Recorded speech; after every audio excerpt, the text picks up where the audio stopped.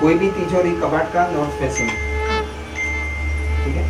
फिर जो आएंगे तो ये नॉर्थ होना चाहिए, ठीक है। तो नॉर्थ फेसिंग हो गया। फिर वो वहाँ पे आप जो भी तिजोरी है वहाँ पे आप रख सकते हैं। फिर वो बंगलों का कंफ्यूजन अभी नहीं है। बंगलों में दो जो सीढ़ी था उसमें नॉर्थ ईस्ट वाला सीढ़ी ज्यादा अच्छा है। तो यहाँ पे लक्ष्मी जी आप कहाँ पे रखेंगे? तो ये पूरा साइड में आप वार्डरोब में यहाँ पे आप लक्ष्मी जी रखोगे। सामने जाएंगे तो ये नॉर्थ होना चाहिए, ठीक है।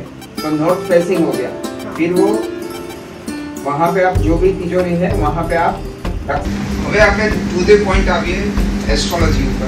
તમારે શરૂઆત શેથી કરવી છે? જ્યોતિષ, વાસ્તુ કે જેમ્સમાં તો બહુ પછીની વાત છે, કારણ કે જેમ્સ એવી વસ્તુ છે કે બેઝિક પાયો એસ્ટ્રોલોજી છે, બરાબર।